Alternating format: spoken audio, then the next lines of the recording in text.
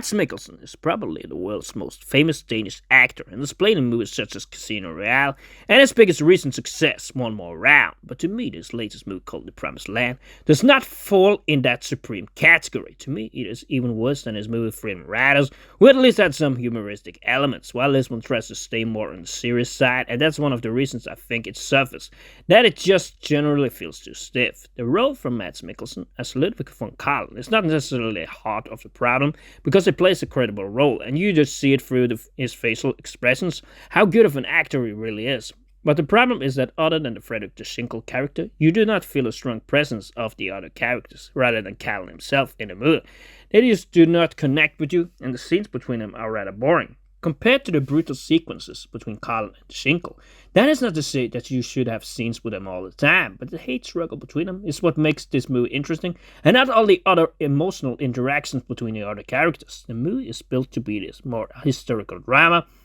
where it is all about the David vs. Goliath story, where Kahlen himself faces a lot of opposition when he tries to grow a crop of potatoes in a place called Heden. And I can't understand why people may see this as inspirational, but the story lacks the tense moments, as they are very few and far between, because really most of the movie it does not happen too much, and it feels kinda dragged, so the real entertainment value is quite weak in this one, because I believe there to be a lot of filler scenes that do not necessarily need to be there, and that maybe the story could have progressed a bit faster, in the eyes of making it look authentic, visually great, and holding it right to the original story. I think the movie misses the opportunity to really make the movie come more alive. Yes, you can make a hard character focus on Kahlen as Mads Mikkelsen in this one, but while a movie such as Valhalla Rising, where he hardly spoke at all, and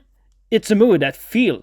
like this, because of the deep character focus, that's at least done in a more entertaining way, because you focus more on the violent elements and more physical elements. Here in this one, it is more psychological. Yes, there are some violent scenes, and there is some brutality, but the focus is more on the relationship between Kahlen and his workers, rather than the feud he has with von Schinkel, that claims he is operating on his soil, which I think is the weakness in this one. Because if you had more banter between them, and the focus was more on that and less on his relationship between him and the workers, and him and the little girl and the character who had her husband killed, you could make a more compelling and entertaining story. I guess it depends on what you want, but I have seen way more riveting and tense drama movies like this one,